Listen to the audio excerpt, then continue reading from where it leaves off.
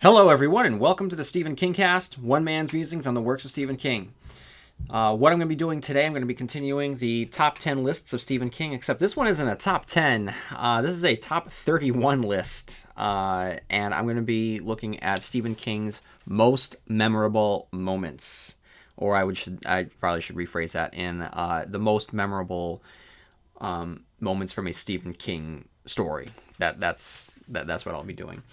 But before we go any further, I would like to take this opportunity to let you all know about some things that I think that you might be interested in. So, if you have enjoyed listening to the Stephen King Cast, and if you enjoyed my analysis on the works of Stephen King, and if you are curious on how I fare when taking a stab at the horror genre, then I have some short stories with your name on it. Well, actually, my name on it, but short stories that I think that you might be interested in reading, because I've been fortunate enough to have some short stories published this past year, and so as of right now, 4 stories have been accepted.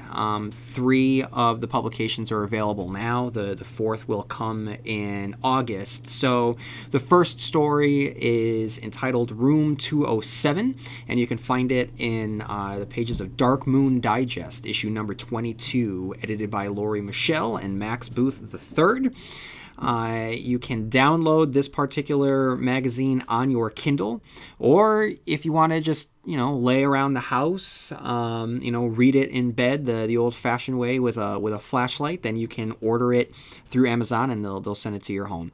Up next, we have the short story, This World Will Eat You All the Way Up, which can be found in 9 Tales Told in the Dark, number 9, which was published by Bride of Chaos and is available through Amazon. You can read it on your Kindle. Up after that, we have the witchy short story Hopscotch, which can be found in Wax and Wane, A Gathering of Witch Tales, an anthology all about a favorite monster in our pop culture, witches. So this was edited by David T. Neal from Nose Touch Press, and you can, again, find this on Amazon. I believe there's a Kindle edition as well as a paper copy. And coming in August, we have, you can get the short story Forget Me Not, which can be found in the pages of Trysts of Fate magazine, edited by L.A. Story, like I said, coming this August. So, like I said, guys, if you are curious as to how I fare in the realm of writing, then head on over to these locations and read my stories and let me know. You can write to me at StephenKingcast@yahoo.com. And speaking of Stephen Kingcast, if you have not done so already, feel free to head on over to iTunes and leave a review. So before I get there, what I would like to do, I'd like to read a couple listener emails. The first of which is from Jennifer, who writes, "Hello, I just discovered your podcast. I've actually discovered all podcasts, and I am loving it. I have been a Stephen King fan ever since I was a little girl, staring in fascination at my dad's copies of It and The Dark Half. I read The Stand in 5th grade and was hooked. I have been longing to really geek out about him for years. I kind of feel like a jerk sending you this email because I know that your Cujo episode came out over a year ago. I'm sure someone has emailed you about so please pardon the redundancy. Anyways, the first time I read Cujo, I was in 6th grade, and I don't remember liking it all that much. My friend Naomi told me about the monster in the closet, and I know I read that part, but I don't even remember if I finished it. I tried to read it again in college and got bored with the whole serial thing. Last year, I decided to read all of his books chronologically and was dreading this one. I have 2 young children, and I didn't know how I'd emotionally handle reading about the death of a child, especially one who dies because his mother can't protect him. Then I found a review from The Guardian that changed my whole perspective. Now I see this entire book as one giant metaphor for addiction. Personal sidebar. I was married to an abusive addict, and have dealt with some alcohol issues of my own. Stephen King has such an authentic voice when he writes about addiction because he's been through it. Wendy Torrance is one of my favorite characters, and he really just nails how it feels to love someone, yet live in constant fear of them. Her line about how she never knew anything could hurt so bad when nothing was physically wrong really resonated with me. She's one of the reasons I connected so strongly with The Shining, and a big reason why I hate and kind of feel betrayed by the movie. Seeing Cujo through the lens of addiction added so many layers for me. I don't love the story, and you're right, it's a difficult book to read, but I love it for the underlying story because it puts a face on all the emotions I lived with during that time in my life. I think this book is basically about how addiction destroys a family, the Trentons and the Cambers, and you can look at pretty much everything in it as an expression of how Stephen King felt about himself or how he feared his family felt about him. I remember reading in On Writing that he realized years later that when he was writing Jack Torrance's story, he was really writing about himself. I think Cujo is Stephen King pouring his feelings about his own addiction onto the page. The fact that he doesn't remember writing it tells me how strong his addiction was at the time and makes me question what part of him was really telling the story. Rabies is the most blatant metaphor for cocaine addiction in the book. Cocaine give you so much crazy energy that you become almost an unstoppable force. Cujo, controlled by rabies, is a direct metaphor for SK under the control of cocaine. I think part of Stephen King is horrified by the person he becomes while on coke, but is powerless to stop it, and Cujo is the personification of this. He becomes a monster because of this disease, and he cannot control. The postscript, telling us that Cujo always wanted to be a good dog, is basically Stephen King telling us that he really is a good person despite his addiction. I think Donna is a reflection of Stephen King's feelings about how his addiction is affecting his family. She is unhappy with her seemingly great life for reasons that she can't quite put her finger on. Possible this is Stephen King examining why he drinks in the first place. The dissatisfaction leads her to have an affair, keeps her from being the wife and mother that she knows she should be, and ends up endangering her child. Stephen King is expressing his guilt about cheating on his wife with cocaine and threatening his family. Steve Kemp, cocaine, literally comes in and destroys the family home. In On Writing, Stephen King describes his wife cleaning up his study after a binge, so maybe this is another connection. Also, maybe Donna and Tad represent his family, who feels he is holding hostage with his addiction-fueled behavior. The manifestation of the disease is trapping Donna and keeping her from caring for her child. Maybe Stephen King feels that he is jeopardizing Tabitha's ability to protect her children. And I think the death of Tad is his way of saying that his children are the ones who will pay the ultimate price. It's worth noting that Stephen King was also an alcoholic during this period. You can see this in the descriptions of how thirsty Donna and Tad are and how badly they want to drink. Tad eventually dies of thirst, which is a direct reflection of the hold alcohol has on him as well. Joe Camber and Gary Purvier are pretty much awful characters.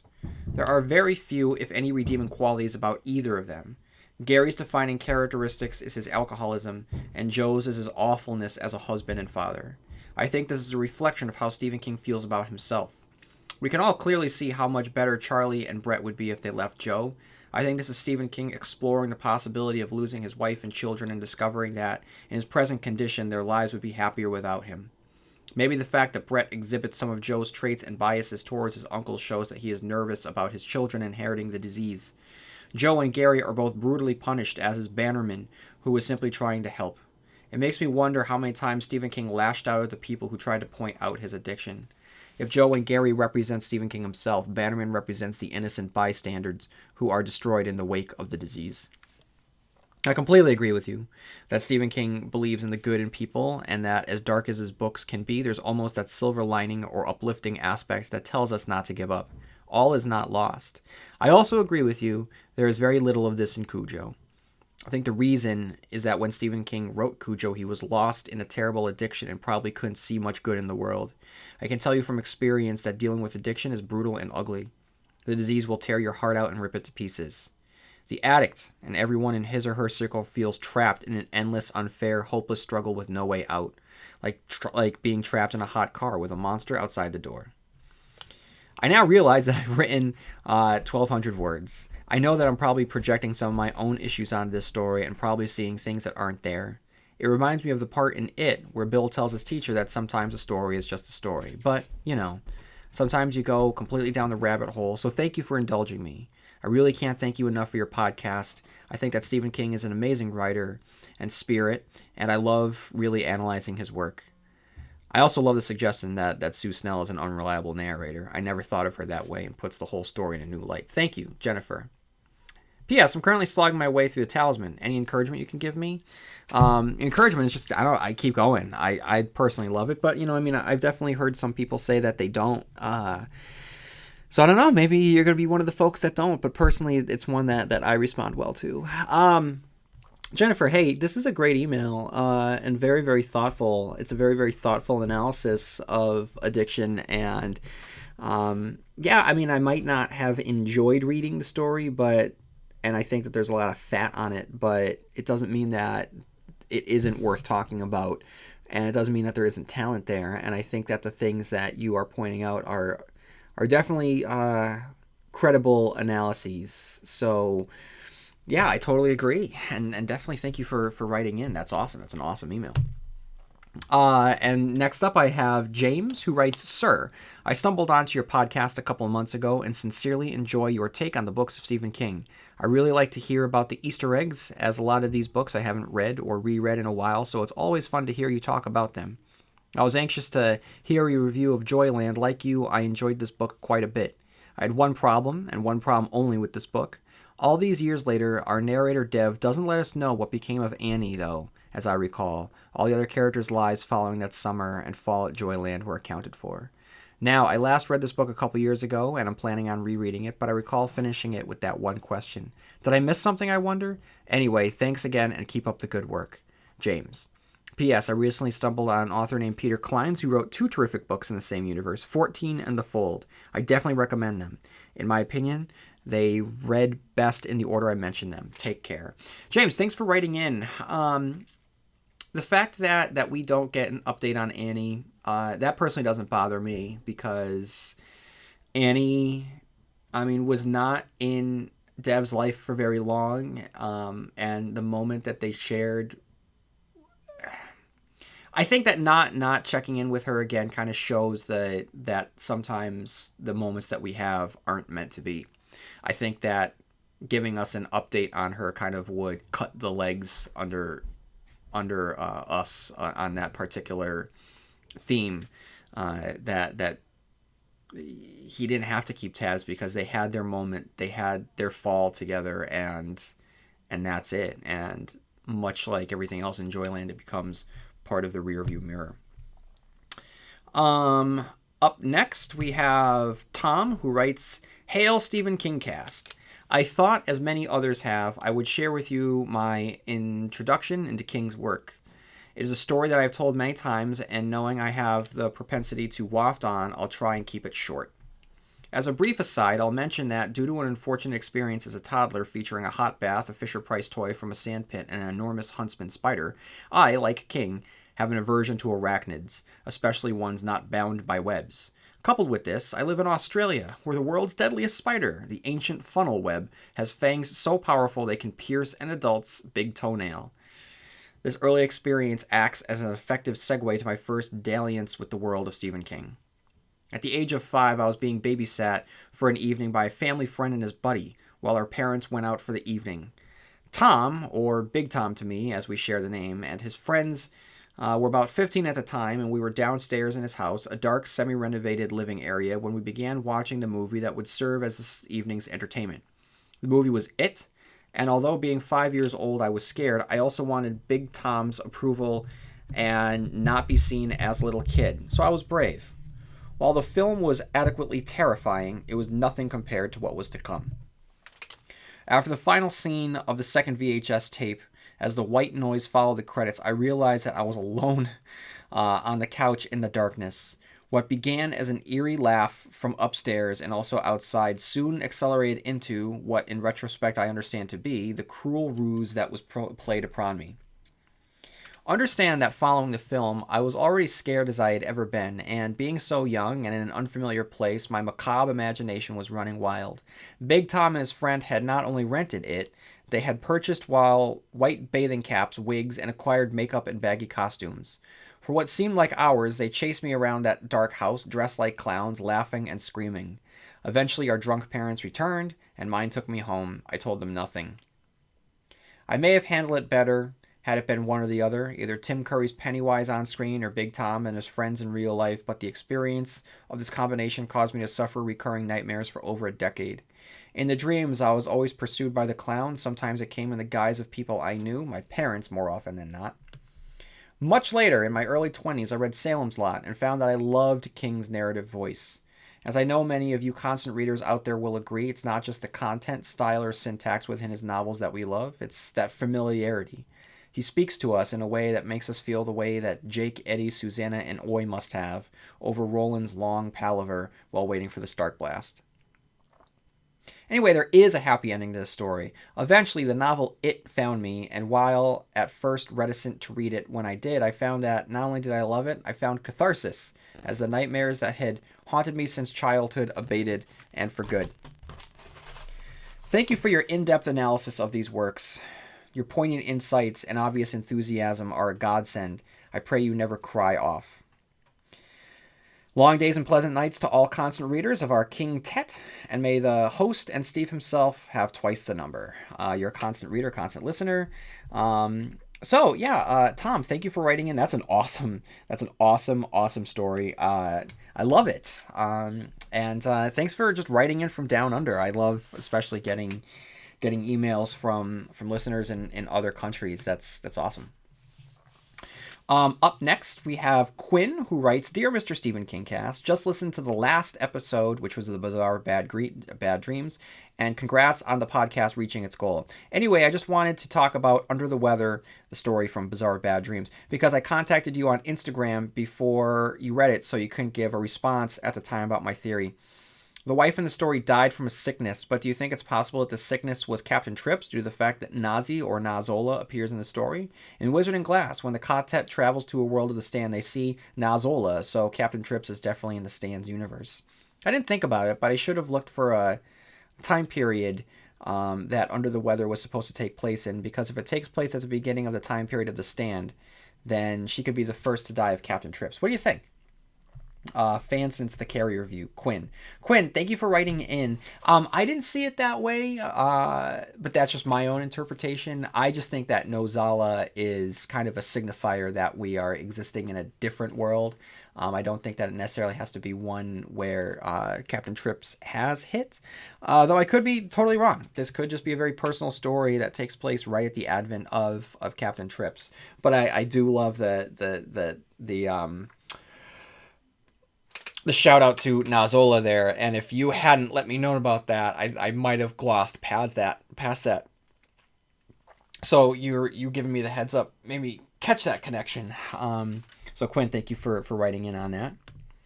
Up next we have Jamie Davis, and Jamie writes, Hello again, constant reader. It was bound to happen, right? I've enjoyed my way through your top-notch podcast, and I'm down to only one review left, that being The Bazaar of Bad Dreams. I can't listen to your eloquent analysis of it since I just purchased it today and haven't begun it yet. I want to let you know how appreciative I am of your hard work and dedication to this monumental project. You, sir, have caused me to start my own Stephen King reread now, much to the dismay of my wife. Now that you have reached the end of your original intent, I hope you won't abandon all of your new fans and disappear. I know that I've really grown to love and enjoy our talks on Uncle Stevie and can't really grasp the concept that you might just dissolve from my daily routine. There are some things that you could continue to avoid this catastrophic nightmare from becoming a reality, though. King news and upcoming books. We all know that King will keep making films from King's body of work, so hopefully you can keep us up to date on all the noteworthy info. We all know End of Watch will be approaching bookstores this June, and seems like it's shaping up to be one hell of a showdown between Bill Hodges and Brady Hartsfield now that he has supernatural powers. Short stories. King has a ton of them, and we would love your in-depth analysis of them. 11/22/63. The Hulu series looks like it should be amazing. A weekly review of the current episode would be fun to hear from you. Joe Hill. I suspect we can also expect a review of 20th Century Ghost. Did it already. In the near future, as well as Harp-Shaped Box. The Fireman would be out in mid-May also. Lists. I want your top King stories, novellas, novels, and film lists. Working on it. I'm really curious on where they all stand with you. No pun intended. As a matter of fact, here are mine, since I can't help but make lists either. Top 10 Stephen King films. Number 10, Cat's Eye. Number 9, Carrie 76. Number 8, Christine. Number 7, Creepshow 2. Number 6, Creepshow. Number 5, Stand By Me. Number 4, The Shawshank Redemption. Number 3, Misery. Number 2, The Green Mile. Number 1, The Shining. For the most part, I feel most adaptations fall pretty short compared to their literary counterpart. The 10 above were pretty great in my humble opinion. Top 10 SK novels. Number 15 SK novels. Number 15, Finders Keepers. Love that it will be heading into the realm of supernatural for its conclusion. Number 14, Revival. Number 13, Joyland. Number 12, The Green Mile. Number 11, Cujo. Number 10, Needful Things. Number 9, The Tommyknockers. Number 8, Misery. Number 7, Under the Dome. Number 6, 11/22/63. Number 5, The Shining. Number 4, The Stand. Number 3, Pet Sematary. Number 2, Christine. And number 1, It. Honorable mention to Gerald's Game. Favorite SK stories, short stories, and novellas. This would be impossible for me to whittle down, so I apologize in advance for the gargantuan amount below. Also, to actually place these in specific order would be too hard for my OCD. Graveyard Shift, Suffer the Little Children, The Boogeyman, Grey Matter, Weeds, The Ledge, Cat from Hell, Last Rung of the Ladder, The Woman in the Room. For people that think that King was only capable of horror, I usually point out these two gems, especially Rung, which makes me cry every time I read it. The Crate, The Mist, The Jaunt, Survivor Type, Apt Pupil, The Body, Raft, Grandma, The End of the Whole Mess, The Night Flyer, Secret Window, Secret Garden, The Road Virus Heads North, 1408, Harvey's Dream. This story really got to me, I suppose because my daughter is old enough to drive now. The Gingerbread Girl, A Very Tight Place, N. Easily on his very best of stories of all time, 1922, and Big Driver. Well, I wasn't sure I could do it, but I definitely eclipsed my last email in terms of size. Sorry in advance. I didn't include any of the Dark Tower saga, not because I dislike them, but because I like to keep them all separate from the rest of his work, but I love them all immensely and consider it his magnum opus.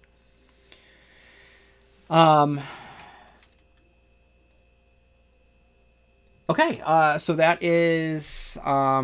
I'm sorry. I said it's Jamie, but it's actually Travis. So thank you, Travis, for writing in. Yeah, and guys, I need more lists. So send me your listing. I know that's what I've been doing lately. So definitely send in your lists because I think that it's important to get everyone else's opinions. And I have not decided what the next part of the Stephen King cast will be. And I'll be honest, I haven't decided if there will be a next part of the Stephen King cast. Sorry, guys. I don't want to break your hearts, but after the lists, I don't know exactly. I don't know exactly what would be next. So I'm trying to think of some things, and but I'll definitely have updates. So up next we have Carly. Carly, who writes, "Hi there. I'm just writing to let you know how much of a wonderful job you are doing. I'm a huge King fan and found this podcast while searching for something to fill the gaps between." Sorry, it's not Carly. It's Carl. Sorry, it's Carl. So Carl writes, "I found this while searching for something to fill the gaps between episodes of my other favorite podcasts, mostly having to do with Batman. I've caught up with you, however, and I have to say I'm upset and proud that you have made your way through Mr. King's library. I was just wondering if maybe you would be interested in doing an episode completely of Easter eggs and connecting King's wider universe together. I know that you have a segment each episode, but the Easter eggs were always my favorite part. Also, what about King's nonfiction, specifically on writing, as this book is perhaps my favorite thing he has written? So much so that it inspired me to write my own book called Mishaps, Monsters, and Madmen, which is available through Amazon. Shameless plug. So everyone head on out and check that out, please. Either way, I must really say that I love what you're doing, and please keep up the amazing work. Thank you so much. Carl, thank you for writing in. I probably will not be doing an episode of Easter eggs, but like I said, I'm trying to figure out exactly what my next steps are. Okay, guys, I think that's enough listener emails for now. And what I'm going to do next is continue my lists. And this is a longer list, and this one is peppered with Dark Tower moments. But I just kind of wanted to touch upon some of the biggest Stephen King moments. And I didn't organize this as well as I probably should have, but I just... I might disagree with myself as I'm reading them, but here they are. I have 31 that came to mind, and of course for every 30 that are on the list, there's 30 that probably should be, that are not. So let's start off with number 31.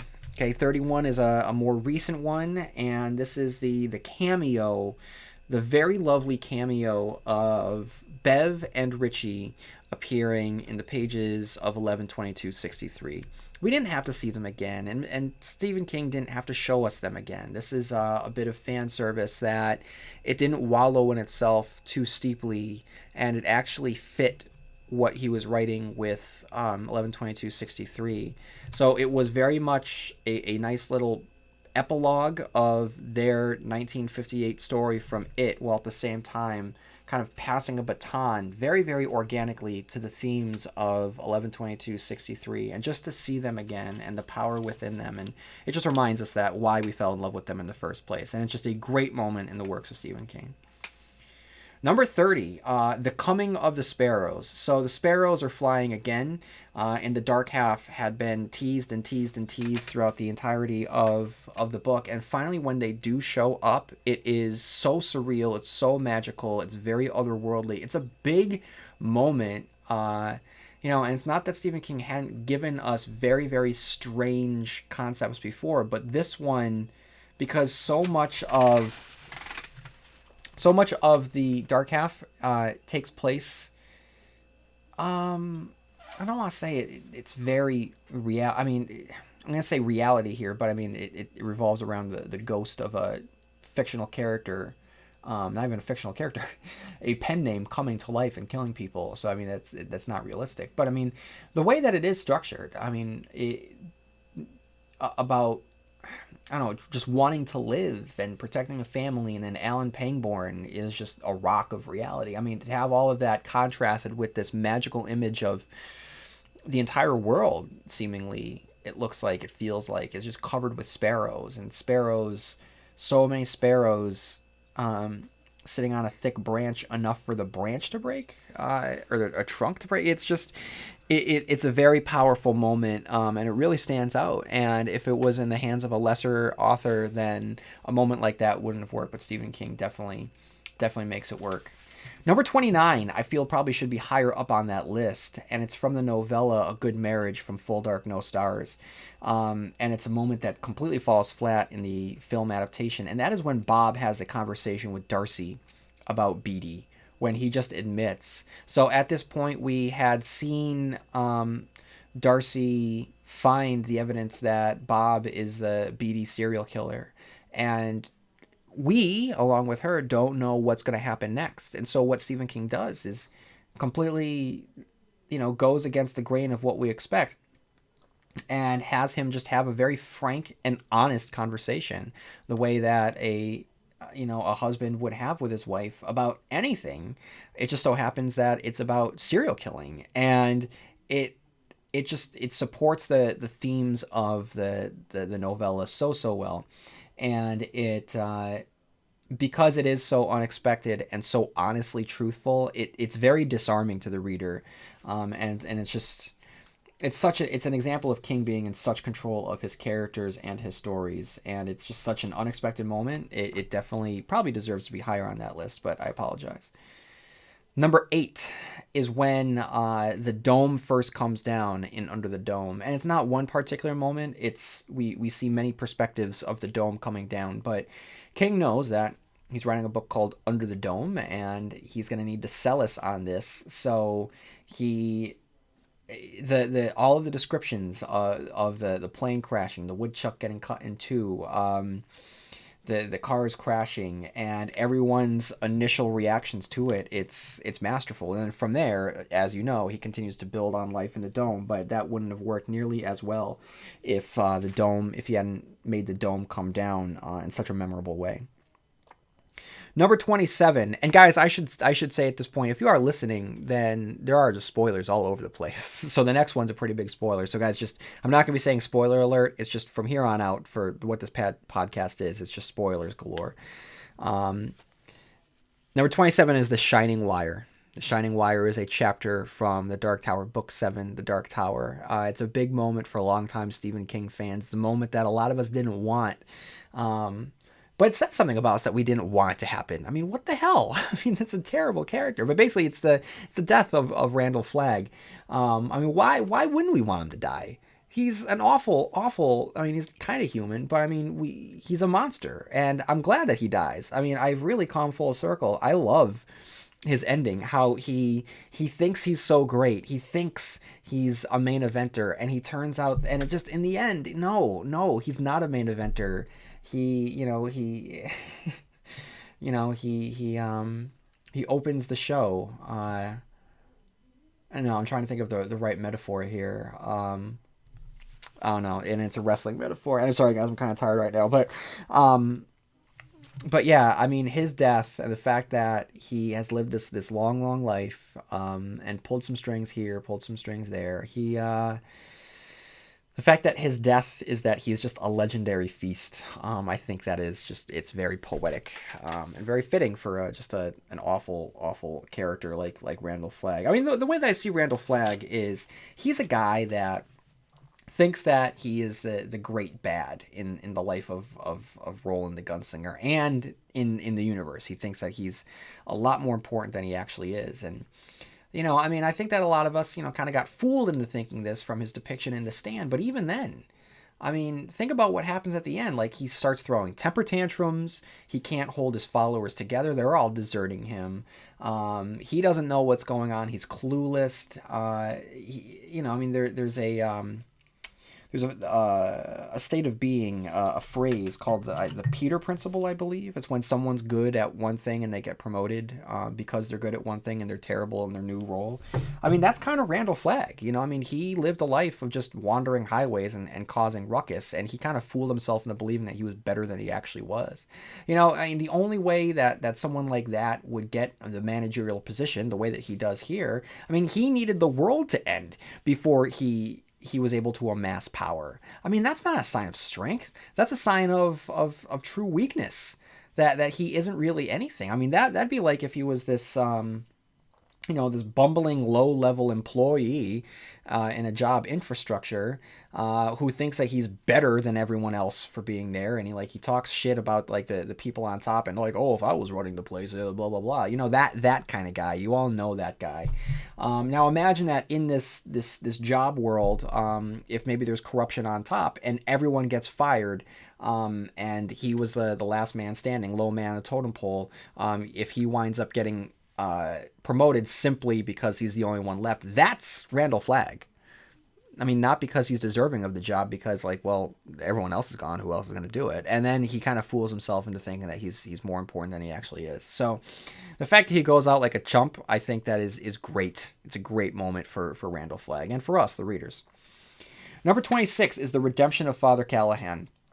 Father Callahan is a long-written Stephen King character who premiered first in the pages of Salem's Lot and finally meets his end in the pages of The Dark Tower and The Dixie Pig, where he's finally able to fight the evils that had caused him to live such an unhappy and wandering life, and just for him to find his strength again in the end, and for him to stand up against those that had set him on the path of torment for so long. It's a great moment. It's an awesome moment.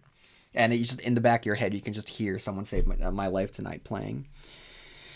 Number 25 is when the Low Men come for Ted Brautigan in the pages of Low Men in Yellow Coats from the Heart and Atlantis collection. So this is good. I mean, we finally see the gurgling monstrosities known as the Low Men, and we see that they actually are monsters. And Bobby, it's awful, because in that moment they're gonna they say to Bobby, they're like, oh, if you love this guy, then we're gonna take you too. We're gonna take you when we bring him to the Crimson King. You can come with us also. And Bobby says no, and he tries to get away, and it's sad. It's a sad truth, but certainly memorable. So that is our number 25. Our number 24 is from The Dark Tower, and this is the great legendary showdown between Eddie Dean versus Blaine that happens in the pages of Wizard and Glass. And it's great. It's actually between Wastelands and Wizard and Glass. It begins in Wastelands where Eddie just gets knocked down, knocked down, knocked down, insulted by Blaine, underestimated by Roland, and so for him to leave off one book with Eddie so low and then have Eddie be the one that saves the day, it's awesome. It's awesome. It's just a great moment where Eddie really is able to take center stage. Number 23, I can't remember the character's name, but there is a scene in Desperation where this woman, I can't remember her name, finds herself in a room, and there's just monsters, just not monsters, but just animals possessed by Tack everywhere, dead bodies, and she has to escape through this horrific nightmare. It's one of Stephen King's most memorable, nightmarish, horrific scene descriptions, and it just it just makes you so creepy and creeped out, and it's awesome.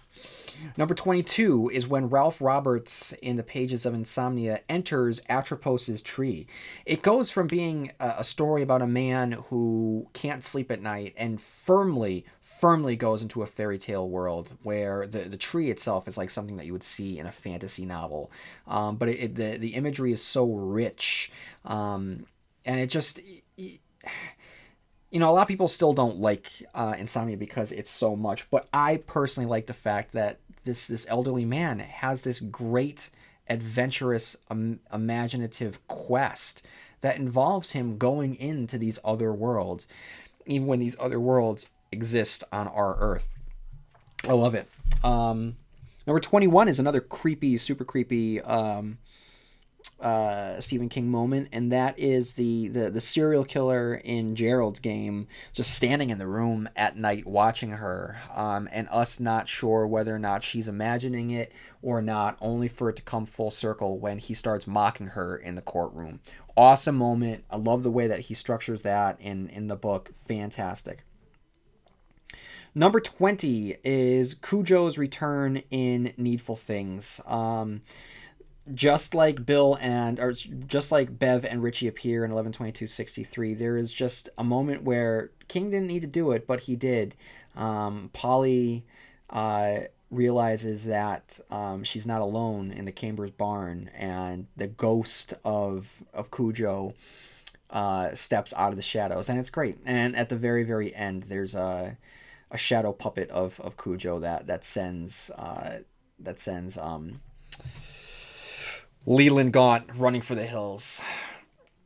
Number 19, Bobby Terry, you screwed it up. This is a wonderfully written scene in The Stand where King gives us two bumbling idiots who have one job to do, and it shows just... At this point, Randall Flagg has been built up to be this ultimate villain, and so a scene like this shows us that he is not... He will be shown as scary, but I mean, it also shows that there are a lot of holes in his army, so to speak. That the people that he's commanding are kind of just bumbling dolts. They have one job to do, they screw it up, and then the way that King just unfolds the scene where Flagg comes for him is just... It's perfectly written. It's perfectly written. And the guy's death had been seeded in so well with the crows that were there, and the sound of the cowboy boots on the rundown pavement, and how the cowboy boots are speeding up, and it's awesome. It's just a great scene.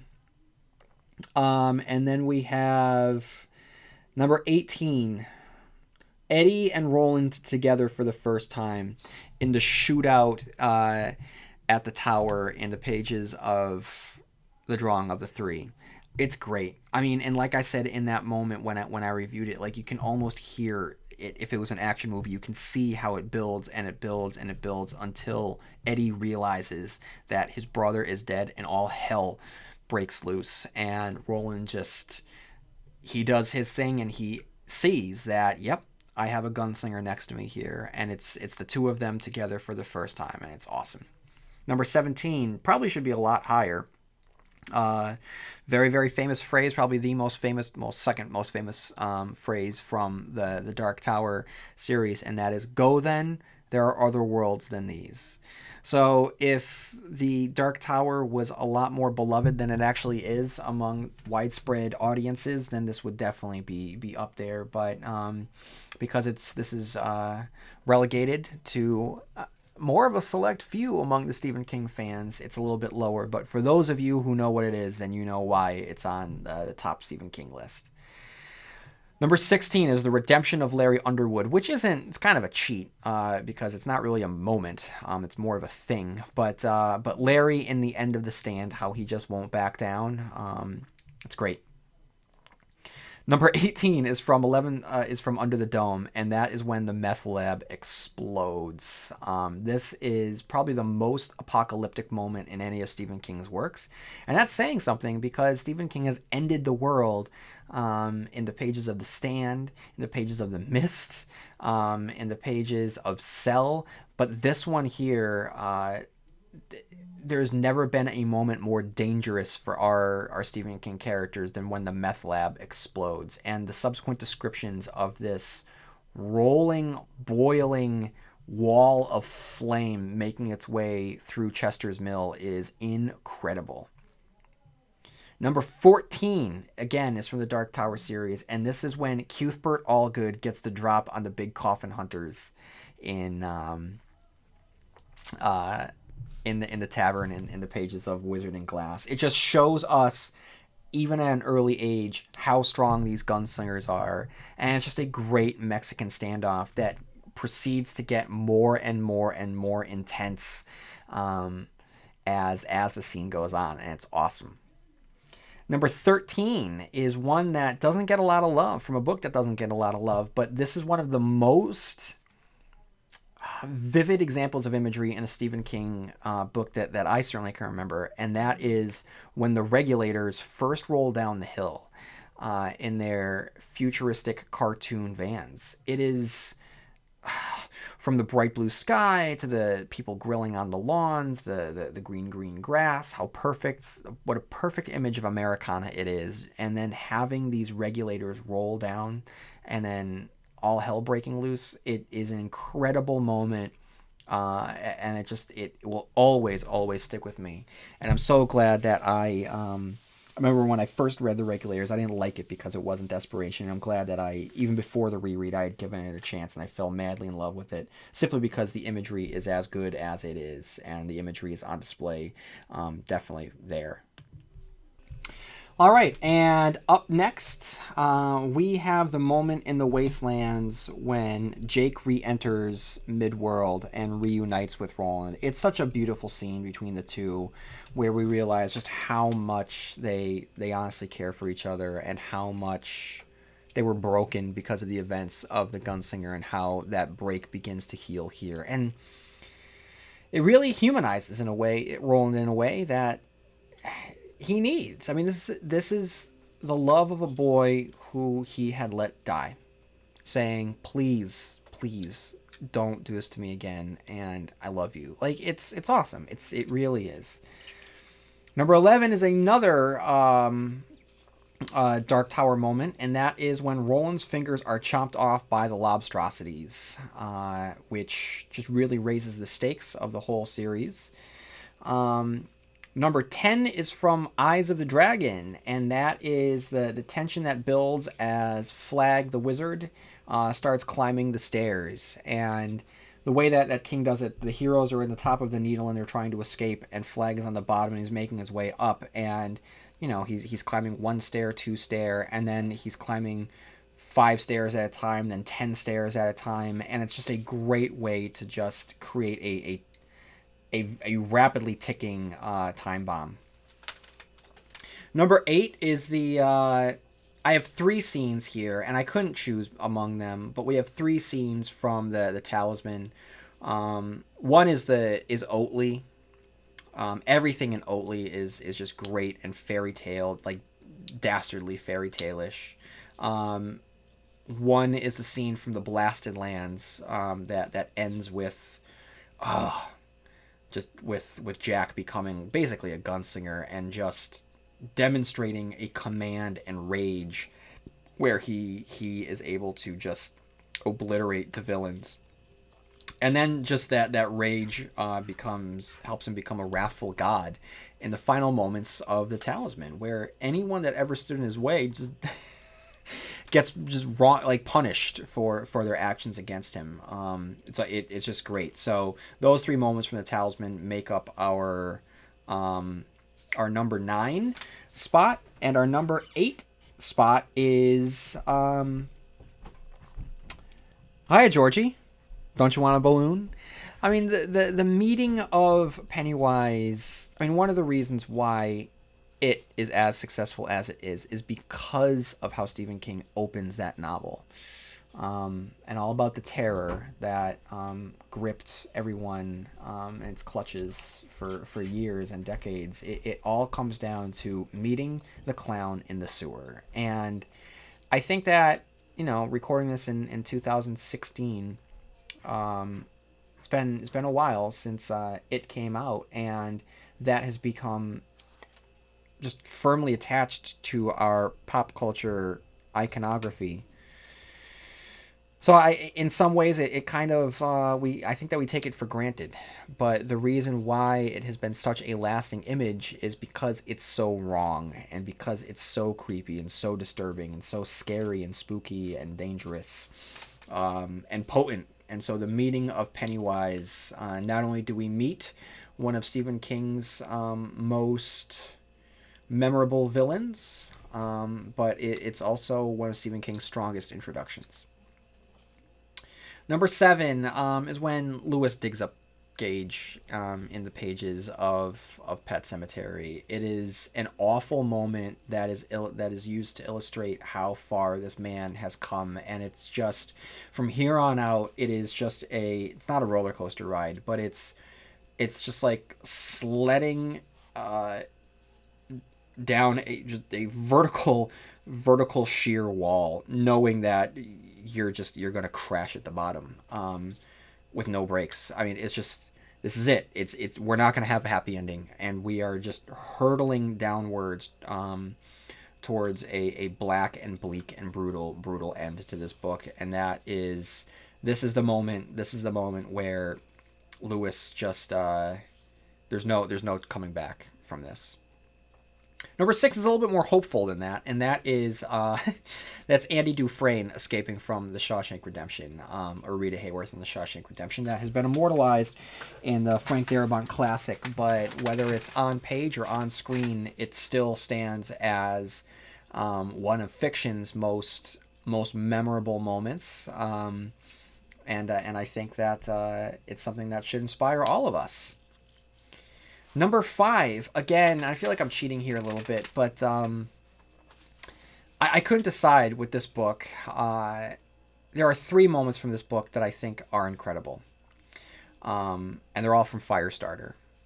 One is when Andy, consumed with rage that the shop has made a move on his family and killed his wife and kidnapped his daughter, the rage that possesses him, and then he blinds the shop agents. It's awesome.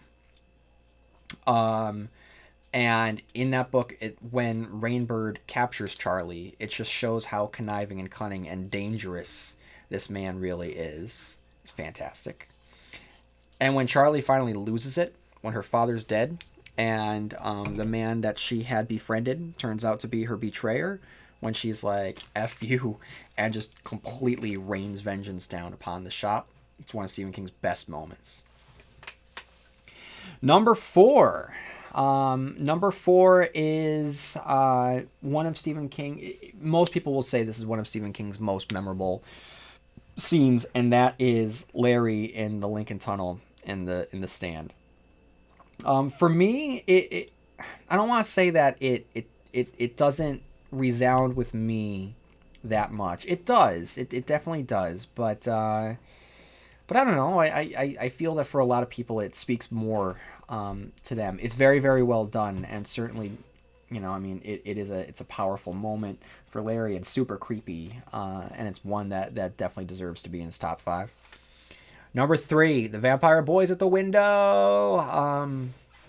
Like I said in the Stephen King movie moments, I mean, you don't get that much better than that, and that wouldn't be in the movie if it wasn't for the book. And Stephen King tackling the vampires in Salem's Lot, it's refreshing to go back and read it because it's your classic vampires. Now everyone has to put a spin on vampires, but a book like Salem's Lot, you get your classic vampires, and it's very, very refreshing. And The Boy at the Window was one of the scariest things that he has written. Number 2 is from 11/22/63, and that is the dance at the end of the book, guys. And I just feel like there's a lot of pressure on 11/22/63, the Hulu event, to get this love story right, because it all comes together at the end. And I know that we shouldn't judge something by how well it ends, but when a book or a story or a television show or a movie ends so strongly, it can help elevate, right, what's come before it. I don't necessarily think that an ending can bring something down, but I do think that an ending can really, it's like a perfect landing in gymnastics, right? So that's what he did with the dance, and it's beautiful. It turns everything that had come before into a beautiful love story, beautifully tragic love story, and I think that deserves the number 2 spot. And the number 1 spot, all of the spots that could be number 1. What do you think I'm going to pick? I don't think that you'd think that I would pick what I'm going to pick for number 1. And I'm going to give it to this because I think that this is the scene that gave us Stephen King. And I wonder what would happen if we never had this scene that has been immortalized. And I think that it because of this scene, since the book was written, I don't think that any of us have ever thought of social dances the same way again. So if number 2 is the beauty of a dance, then number 1 is the horrors of a dance, specifically high school dances, specifically that legendary moment for all of us when we go to our prom. And no one's prom was any more legendary than Carrie White's. So guys, of course I'm going to go with number 1 being the prom from Carrie, because this is the one that started it all. This is it all led to Carrie at the prom, and it's at this moment where the world found out what Stephen King was capable of. So of course I'm going to go with the one that started it all. So guys, it's 31. That's 31 moments here. I mean, there is definitely a lot that I have left out, which doesn't mean that they don't deserve to be in here, because they certainly do. But so give me some moments that I have not included, because I would love to just be able to share with them, to the world, because I feel as though we got to keep going with this. So thanks everyone for listening, and if you haven't done so already, feel free to head on over to iTunes and leave a review for Stephen King Cast. It will go a long way in getting the Stephen King Cast there out there. And if you haven't done so already, write in to stephenkingcast@yahoo.com. And until then, may you have long days and pleasant nights. And I will see you here next episode, where MOON spells Stephen King Cast.